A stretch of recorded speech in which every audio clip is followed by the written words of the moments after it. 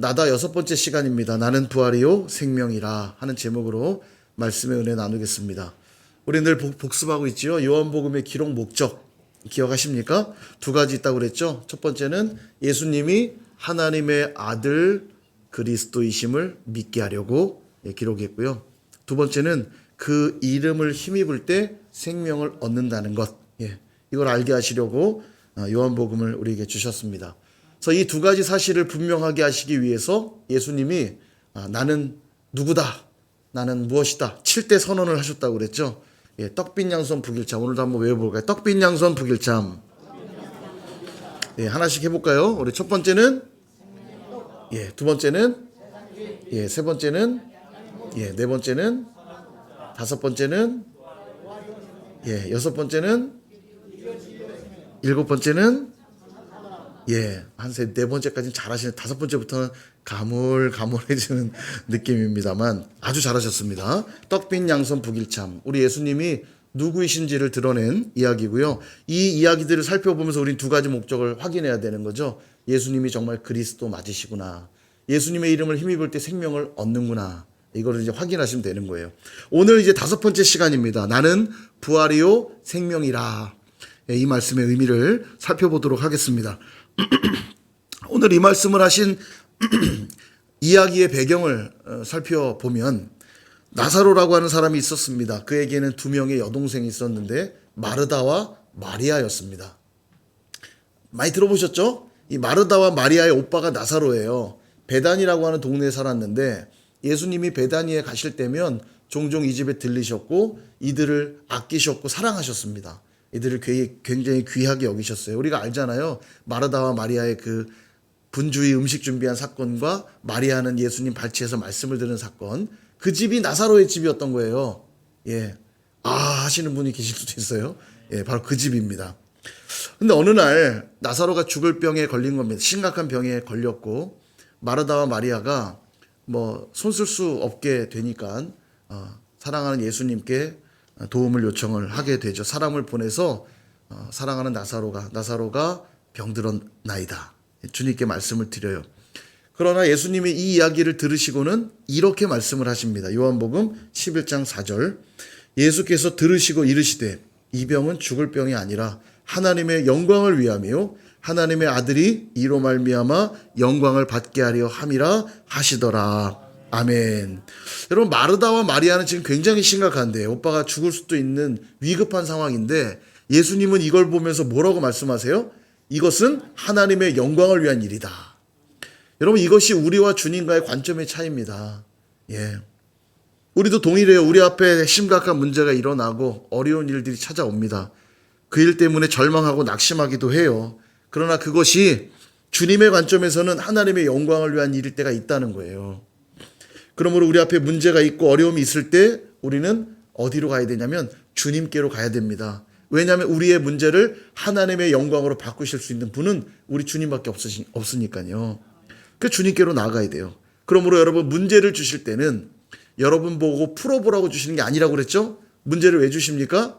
그 문제를 들고 내게로 나오라고. 얼마나 안 나가면, 얼마나 늘 주님 앞에 가야 되는데 얼마나 안 나가면 내게로 좀 제발 오라고 우리 삶에 문제 주시는 거예요.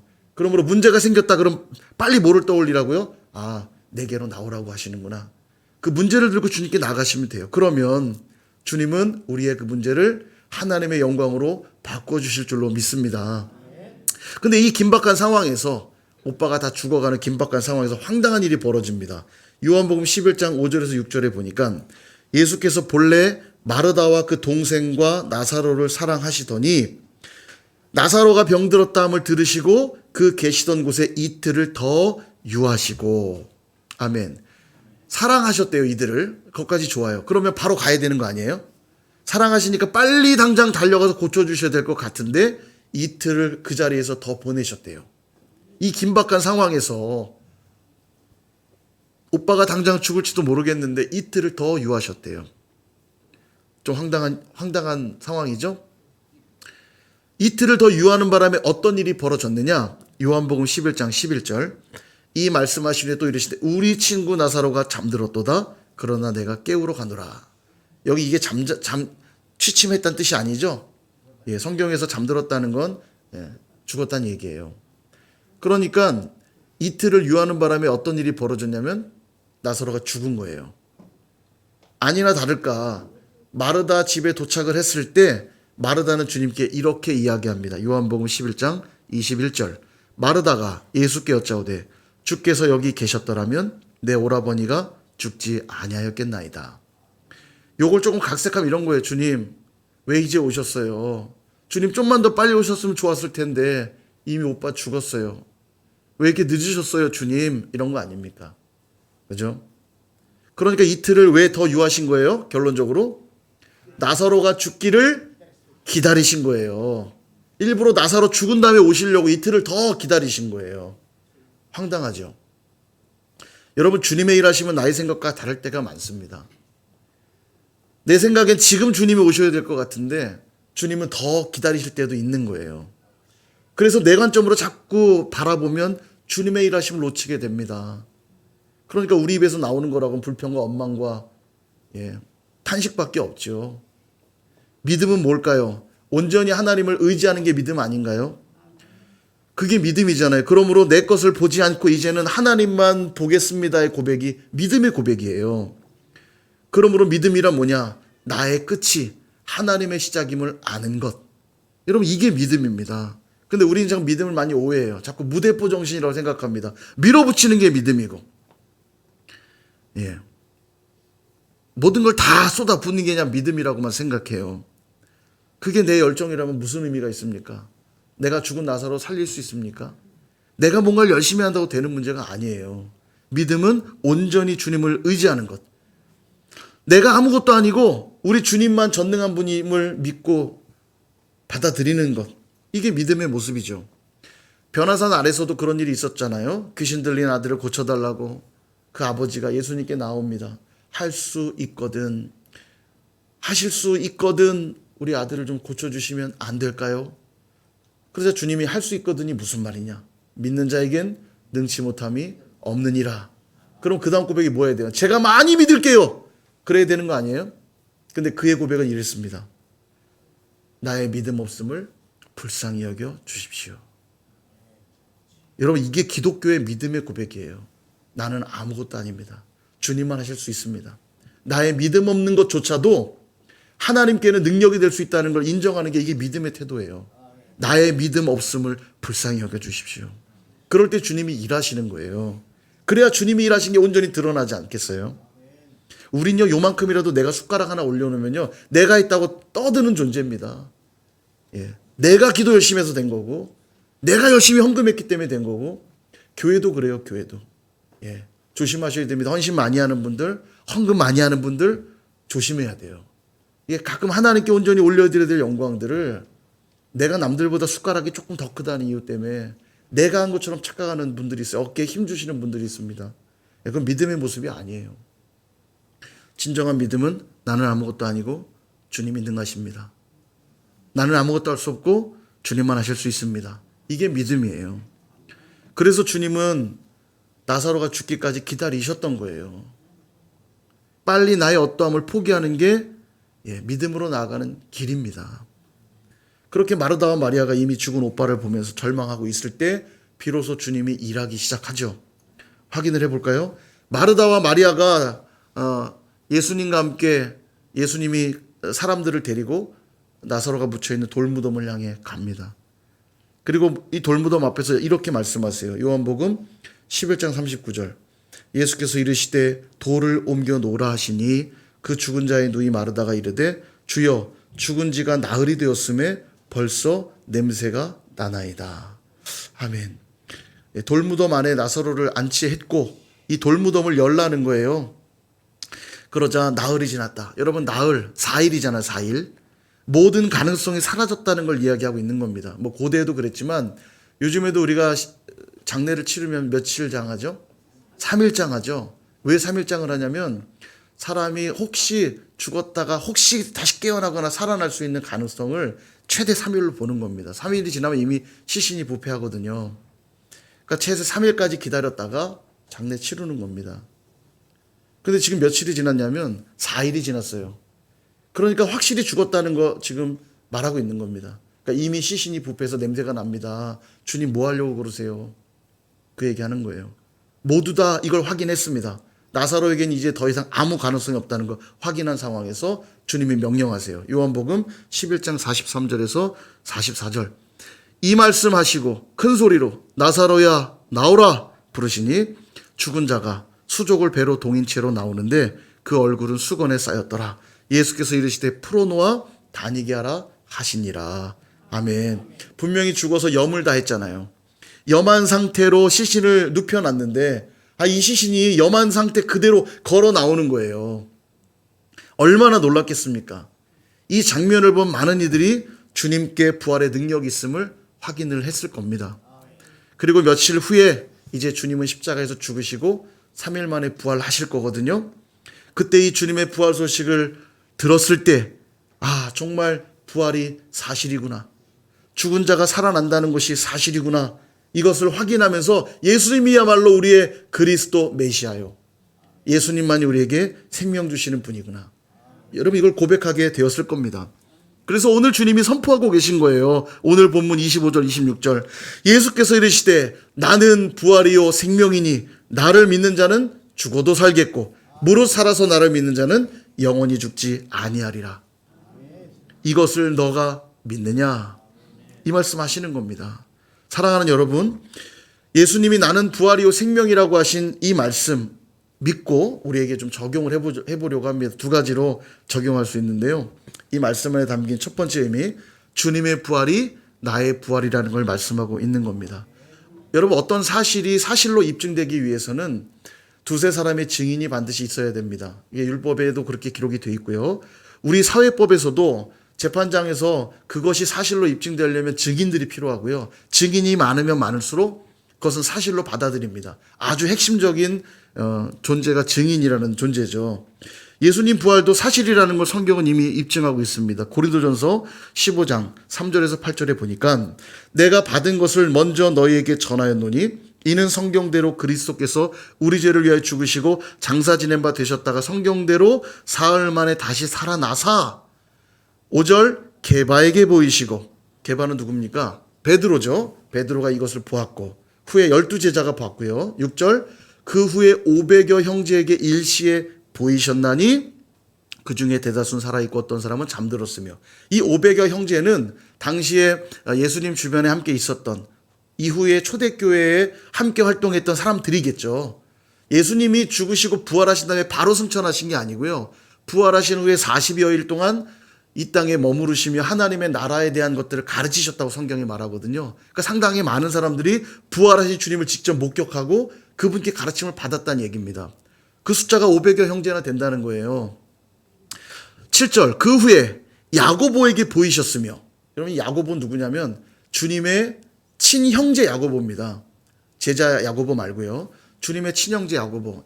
왜 이 이름을 기록해두고 있냐면 야고보는 훗날 예루살렘 교회의 수장이 되기도 하고, 그러니까 대표 목사님이 되기도 하고요. 굉장히 많은 활동하셨는데 이분이 예수님이 이 땅에 살아계실 때 동생으로 예수님을 미쳤다고 그랬어요. 자기가 메시아라고 하는 걸 보고 미쳤구나. 당신이 메시아면 한번 입증해 보시지. 빨리 예루살렘에 올라가서 왕이 돼 보시지. 미친 취급했어요. 예수 형이 미쳤구나. 그 야고보입니다. 근데 그 야고보에게도 부활한 주님을 만났다는 거예요. 그 야고보도. 그러니까 처음부터 호의적인 사람이 아니었던 야고보조차도 이 부활의 증인으로 세워졌다 얘기하고 있는 겁니다. 그 외에 모든 사도들이 보았고, 8절 맨 나중에 만삭되지 못하여 난 자 같은 내게도, 여기 나는 바울을 말하거든요. 바울이 지금 이 글을 쓰고 있습니다. 왜 만삭되지 못하여 났다고 표현하냐면 바울은 처음부터 예수님하고 따라다니며 제자 되었던 사람이 아니에요. 나중에 다메섹 도상에서 부활하신 주님을 직접 만나죠. 그래서 자기는 나중에 사도가 됐기 때문에 자기는 만삭되지 못하여 난 그런 자다. 근데 그런 나에게도 주님이 나타내 보이셨다. 나도 부활의 주님을 만났다. 그 얘기하고 있는 겁니다. 그러니까 굉장히 많은 부활의 증인들이 있다는 거예요. 여러분 초대교회가 굉장히 놀랍게 부흥했거든요.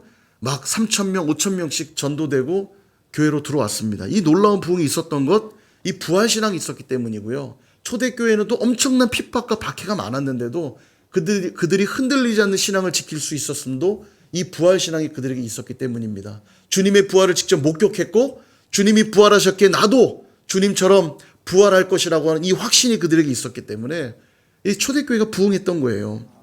이처럼 허다한 증인들이 있었다는 건 부활이 사실이라는 걸 말씀하고 있는 것이고요. 그래서 고린도전서 15장 50절은 이렇게 말씀합니다. 그러나 이제 그리스도께서 죽은 자 가운데서 다시 살아나사 잠자는 자들의 첫 열매가 되셨도다. 아멘. 부활은 그냥 생각에서 이루어지는 그런 개념이 아니라는 거예요. 실제 사건이고 그 일을 통하여 예수님이 첫 열매 됐다는 얘기는 이후에 뭐가 있다는 얘기입니까? 다른 열매들이 있다는 얘기죠. 누가 그 열매입니까? 예수님의 뒤를 따르는 모든 이들이 예수님이 실제로 부활한 것처럼 너희들도 부활하게 될 것이다. 그 말씀하고 있는 거예요. 이건 그냥 허상적인 꾸며낸 이야기들이 아니라 부활은 사실로 예수님이 그 부활의 첫 열매 되셨기에 이제 그 예수님을 따르는 모든 이들도 부활의 놀라움을 경험하게 될 것이다. 말씀하고 있는 겁니다. 로마서 6장 5절도 우리 이렇게 말씀하세요. 만일 우리가 그의 죽으심과 같은 모양으로 연합한 자가 되었으면 또한 그의 부활과 같은 모양으로 연합한 자도 되리라. 아멘. 이게 무슨 얘기냐면 제가 연합에 대한 걸 최근에 많이 말씀드렸죠. 이 연합은 되게 중요한 개념이에요. 예수님을 나의 주 나의 하나님으로 모셔드려서 예수님을 믿게 된 자들은 예수님과 연합한 자가 되었다 이렇게 말합니다. 그러니까 예수님이 이루신 모든 사건이 나의 사건이 되는 거예요. 연합한 거니까. 그죠? 결혼하신 분들 아내가 혹은 남편이 어떤 일하면 나의 일이 되죠? 남남 아니잖아요. 부부가 되어서 한 몸이 되었으면 그의 돈은 나의 돈 되고 각자 따로 관리하시나요? 그의 돈은 나의 돈 되고 내 돈은 또 그의 돈이 되는 것이고, 그죠? 나의 집, 너의 집 이런 거 없잖아요. 우리 집이 되는 거고. 예, 부부가 마치 하나가 된 것처럼 내가 예수를 믿는 순간 예수님과 내가 연합한 자가 되는 것이고, 그럼 예수님이 이루신 모든 일들이 나의 일이 되는 거예요. 어떻게 말하자면 십자가에서 죄를 도말하기 위해 죽으신 그 사건은 내가 죽은 사건이 되는 겁니다. 내 죄값을 주님이 대신해 죽으셨다는 것이 나의 사건이 되기 때문에 나의 모든 죄가 도말되는 것이고요. 예수님이 부활하신 것 또한 주님과 연합한 자들에겐 그 부활은 나의 부활이 된다라고 말씀하고 있는 거예요. 실제로 그런 일들은 이제 일어납니다. 고린도전서 15장 51절에서 52절에 보니까 이렇게 말씀하세요. 자, 우리 같이 한번 읽어볼까요? 시작. 보라, 내가 너희에게 비밀을 말하노니 우리가 다 잠잘 것이 아니요 마지막 나팔에 순식간에 홀연히 다 변화되리니 나팔 소리가 나매 죽은 자들이 썩지 아니할 것으로 다시 살아나고 우리도 변화되리라. 아멘. 마지막 날에 모든 이들이 부활한대요. 마지막 나팔 듣는 순간 홀연히 다 변화돼요. 부활체가 되어서 주님 앞에 나아가는 겁니다. 모든 이들이 부활하는데 그러나 이 부활은 다 동일한 부활이 아닙니다. 어떤 차이가 있느냐? 요한복음 5장 28절에서 29절에 보니까 이를 놀랍게 여기지 말라. 무덤 속에 있는 자가 다 그의 음성을 들을 때가 오나니, 무덤 속에 있는 자가 다 음성을 듣는 거예요. 부활의 때가 온다는 겁니다. 어떤 부활이 있느냐? 29절. 선한 일을 행한 자는 생명의 부활로, 악한 일을 행한 자는 심판의 부활로 나오리라. 아멘. 그러니까 다 부활하는데 부활의 종류가 달라요. 예수 안에 있어서 선하게 된 자들은 생명의 부활을 경험하고, 예수님이 없어서 악하게 된 자들은 심판의 부활로 나온다는 겁니다. 그러므로 예수님을 믿고 그분과 연합하여 부활의 영광을 누리시는 저와 여러분 다 되시기를 주님의 이름으로 축복합니다. 두 번째 우리에게 적용할 나는 생명이요 부활이란 그 말씀의 의미는 무엇인가? 부활 신앙으로 살아가야 된다는 걸 우리에게 가르쳐주고 계십니다. 부활, 이 말 들으면 벌써 떠오르는 이미지는 죽은 다음의 세상을 떠올리죠. 죽은 다음의 시간만 자꾸 떠올리지만 그렇지 않다는 거예요. 부활은 언제 이루어진 것이냐? 주님을 믿어 연합한 그 순간 주님의 부활이 나의 부활이 된 것이므로 우린 이미 이 땅에서부터 부활한 자로 살아가는 게 마땅하다는 거예요. 고린도전서 15장이 지금 자꾸 등장하는 이유는 고린도전서 15장은 부활장입니다. 부활에 대한 설명을 쭉 하고 있거든요. 이 부활에 대한 이야기를 쭉 다 한 다음에 부활은 이처럼 사실이고 부활 때엔 이런 일들이 벌어지고 쭉 다 설명한 다음에 제일 마지막에 이런 얘기를 합니다. 고린도전서 15장 58절 역시 같이 한번 읽어볼까요? 시작. 그러므로 내 사랑하는 형제들아 견실하며 흔들리지 말고 항상 주의 일에 더욱 힘쓰는 자들이 되라. 이는 너희 수고가 주 안에서 헛되지 않은 줄 알미라. 아멘. 우리가 마지막 날 반드시 부활하게 될 것을 믿기에 이 땅에서 견실하며 흔들리지 말고 항상 주의 일에 힘쓰는 자들로 살아가는 게 마땅하다는 거예요. 왜냐하면 주님을 위한 삶은 결코 헛되지 않기 때문입니다. 마지막 날 우리는 부활할 것이고 반드시 주 안에서 위로받고 축복을 누릴 것이기 때문에 그렇다는 거예요. 여러분, 이 땅에서도 우리가 은행에 저금을 하죠. 요즘 금리가 그렇지만 많이 또 올라가기도 했지만 우리가 적금을 많이 들잖아요. 예, 적금 드신 분들 많지요. 적금을 왜 들죠? 예, 목돈을 마련하기 위해서도 하고 또 기왕이면 이자가 좀 세서 어차피 두느니 저금해서 이자라도 받으면 좋잖아요. 그죠? 예. 다들 이제 그냥 돈이 너무 많아갖고 적금 같은 거 안 드시는 것 같은데, 저는 그래요. 필요하면 우리가 적금을 통해서 조금 목돈을 마련하고, 제가 예전에 차상위 계층 시절에, 예, 제가 선일교 올 때까지 차상위 계층이었습니다. 예. 차상위 계층이었는데, 여기 와서 왜 차상위 계층이 깨졌냐면, 제가 여기 법인 대표가 됐기 때문에, 예, 여기 교회 차에 이런 게 다 저한테 예속이 돼요. 재산이 증가한 게 돼버려갖고 차상위 박탈당했습니다. 근데 아무튼 차상위 때 어떤 일이 있었냐면 국가 정부 시책으로 그 저소득자들 적금을 3년간 10만 원씩 36개월 납입하면 100%로 주는 거예요. 100%. 괜찮죠? 10만 원씩 넣었더니 3년이 지나서는 360만 원이 720만 원 된 거예요. 괜찮죠? 근데 왠지 모르겠는데 한 달이 빠져가지고요. 한 달 10만 원치가 안 들어가갖고 그거 빠진 만큼 100% 받았어요. 괜찮죠? 근데 10만 원이니까 매달 늘만한데 제가 조금 10만 원은 적으니까 이렇게 예를 들어 볼게요. 여러분들이 1년 동안 한 달에 100만 원씩 넣으면 100만 원씩 넣고 10% 이자 매겨서 돌려준다. 그러면 1년이면 1200만 원 되죠? 100만 원씩 넣으니까 100만 원씩 한 번도 빠지지 않고 다 1년 납입하면 원금은 물론 10% 이자를 붙여서 주겠다. 그럼 얼마야? 120만 원이죠. 이자가. 그죠? 120만 원. 그러니까 내가 넣어서 받는 돈은 내 돈이니까 그렇다 치고요. 120만 원 공짜잖아요. 예. 총 1320 받는데 120은 공짜잖아요. 맞죠? 계산 되시죠? 그러면 하실래요? 안 하실래요? 10% 해야죠. 그죠? 해서 다 교회 헌금해야죠. 아멘 하셨어요. 네. 자, 10%의 이자를 돌려준다라고 하는 그 가치에도 아마 이 100만 원을 넣으려면 적은 돈은 아니기 때문에 상당히 많은 부분 아끼면서 줄이면서 근데 10% 돌려받을 걸 기대하면서 매달 100만 원씩 성실하게 견실하여 흔들리지 않고 열심히 저금을 하겠죠. 왜냐하면 1년 뒤에 반드시 돌려받을 걸 믿으니까. 근데 은행이요 가끔 망해서 못 받는 수도 있잖아요. 그래도 늦죠? 망할 때 망해도 한번 믿고 넣어보자. 이거 불안한 사람들 은행에 저금 안 하는 거 아시죠? 진짜 갑부들은 은행에 돈 안 넣어요. 혹시 자기 돈 못 돌려받을까 봐. 그런데도 우리는 늦잖아요. 10% 이자 때문에. 그죠? 이 세상에서의 10% 이자 때문에도 견실하고 흔들리지 않고 매달 성실하게 100만 원을 넣는데 하물며 부활과 생명이 100% 약속된 일에 우리가 힘쓰지 않는다면 이 세상에서 가장 어리석은 일 아닙니까? 주님은 우리에게 주시는 축복과 은혜가 반드시 보장되거든요. 주님 우리에게 사기치시는 분이 아니니까. 근데도 이 약속된 사실 앞에서도 우리가 투자하지 않는다면 어리석은 일이죠. 그래서 부활신앙 가진 자들의 삶은 다르게 되어 있습니다.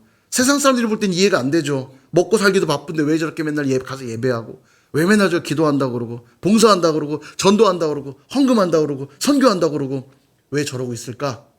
근데 우리는 알아요. 마지막 날 우리가 누릴 상급과 축복이 하나님 나라에 있다는 거 알기 때문에 오늘도 열심히 투자하는 거 아닙니까? 하나님 나라에 심는 거 아닙니까? 맞나요? 여러분 심지 않고 거둘 거라 기대하시는 분 있다면 큰 착각입니다. 우리 하나님은 그런 분이 아니세요. 심지 않고 거두려고 하는 자들을 향해 하나님 갈라디아서 뭐라고 말하냐면 그것은 하나님을 업신 여기는 것이다. 옛 성경에는 만홀히 여기는 것이다. 이렇게 말해요. 하나님은 그런 분이 아닌데 하나님은 그런 분으로 여겨서 이 땅에서 하나도 심지도 않아놓고 나 죽고 나선 천국의 놀라운 축복과 영광 누릴 수 있어? 예, 그럴 수 없다는 겁니다. 여러분, 왜 우리가 주의 일에 힘쓰지 않는가? 이유는 간단해요. 우리 안에 부활신앙이 없기 때문입니다. 한 달 뒤에 이자를 받는다는 그 확신만 있어도 열심히 매달 빠지지 않고 돈을 입금하는 게 우린데, 죽음 이후에 이 부활과 영광이 우리에게 기다리고 있다는 걸 확신하는 자라면 어떻게 주님의 일에 힘쓰지 않을 수가 있겠어요? 그러니까 이걸 안 하고 있다는 건 우리 안에 지금 부활신앙이 없기 때문이라는 거예요. 그러니까 이 땅에서 실컷 즐기고 내 마음대로 내 욕심대로 살다가 죽고 나서 천국만 가면 되지. 여러분, 이렇게 생각하는 분이 혹시 여기 계십니까? 가끔 그런 분이 있어요. 저는 이런 사람이 제일 부러워요. 그러면서 막 자기 멋대로 살다가 하고 싶은 거 다 하고 살다가 죽기 전에 주님 만나서 영접하고 죽어서 천국 가는 사람이 진짜 부럽다고. 이게 부러워할 얘기입니까? 여러분, 구원은 내가 선택하는 게 아닙니다. 믿음도 내가 갖고 싶다고 가져지는 게 아니에요. 그러니까 여러분, 믿음은 무슨 물건처럼 주머니에 넣었다 뺐다 하는 게 아닙니다. 그런 천국, 그런 부활은 없어요. 착각입니다. 생각해 보십시오, 여러분. 1년 뒤에 결혼 날짜가 딱 잡혔어요. 내년 12월 25일. 아니, 우리 결혼하는 가정 두 가정 있으니까 내년 12월 23일에 결혼하기로 약속을 딱 잡았습니다. 이제 1년 남았어요. 1년 뒤면 나는 이제 품절남이 되고 품절녀가 되니까 1년 동안 만나볼 남자, 만나볼 여자 다 만나봐야지. 해보고 싶은 짓 다 해봐야지.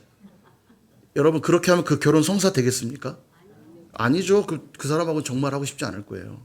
오히려 결혼이 확정되었기 때문에 도리어 반대죠. 더 그 결혼을 위해 거룩하게 준비하고, 또 결혼 이후의 생활을 위해서 열심히 성실히 일해서 돈을 모으고, 몸도 준비하고 마음도 준비하고. 요즘은 많이 안 그런 것 같은데 예전에는 그랬잖아요. 결혼 앞두면 신부 수업한다고 요리학원 등록해서 요리 배우고 막 이랬잖아요. 다 우리 선일교회 요리 잘하시니까 모르시겠지만 예전에 보면 요리학원도 막 등록하고 했단 말이에요. 예비 신부들이요. 결혼해서 맛있는 음식, 우리 사랑하는 사람한테 맛있는 음식 해줘야지, 우리 아이들에게 맛있는 음식 해줘야지, 그렇게 준비하는 거 아닙니까? 그게 마땅한 거잖아요. 근데 난 이 땅에서 내 멋대로 살다가 죽을 때만 꼴딱 예수님 믿는다고 해서 천국 가고 말아야지. 그런 부활, 그런 천국은 없어요, 여러분. 오늘도 구원이 허락된 날은 바로 오늘입니다. 오늘이 구원의 날이요 은혜의 날이로다. 말씀을 정리합니다. 사랑하는 여러분, 많은 분들이 부활에 대해 막연하게 생각하는 듯해요. 그럴 만도 합니다. 부활이 익숙한 개념은 아니잖아요. 그러나 성경이 말씀하고 있고 특별히 예수님이 직접 선포하고 있어요. 뭐라고요? 나는 부활이요 생명이라. 그러므로 나를 믿는 자는, 오늘 성경이 그 얘기하는 거 아닙니까? 나를 믿는 자는 죽어도 살겠고 나를 믿는 자는 영원히 죽지 않을 것이다 말씀하고 있습니다. 믿으시기를 축원드립니다. 그러기 위해 두 가지 꼭 기억하셔야 돼요. 아직 예수님을 영접하지 않았다면 예수님을 영접하시기를 바랍니다. 예수님을 나의 주 나의 하나님으로 믿어 모셔드릴 때, 그럴 때 주님과 온전히 연합하게 되어 마지막 날 반드시 생명의 부활로 나오게 될 줄로 믿습니다. 예수님을 이미 영접한 분이라면 예수님과 동행하셔야 됩니다. 부활신앙을 이제 내가 갖게 되었으니 오늘부터 나의 삶은 달라져야 돼요. 죽은 다음에 부활을 경험하는 게 아닙니다. 이미 그 부활은 나에게 너무나 확실한 사실이기 때문에 오늘 그 부활을 살아내야 돼요. 어떻게 살아내느냐? 주 안에서 살아가는 삶이 결코 헛되지 않음을 알기에 오늘도 견실하고 흔들리지 않고 더욱 주님의 일에 힘쓰는 자로 살아가는 겁니다. 주님의 몸된 교회를 세우고 하나님의 나라와 의를 위하여 나의 가정에서, 나의 일터에서, 학교에서 치열하게 살아내는 거예요. 복음으로. 왜냐하면 그 모든 삶의 내용들은 반드시 마지막 날 선하게 평가받을 것이기 때문입니다. 또한 놀라운 축복으로 이어질 것이기 때문입니다. 그러므로 저와 여러분 모두 다 이 어그러지고 거스르는 세대 속에서 부활신앙 가지고 서로를 그렇게 위로하고 격려하며 살아갈 수 있기를 주님의 이름으로 축원드립니다.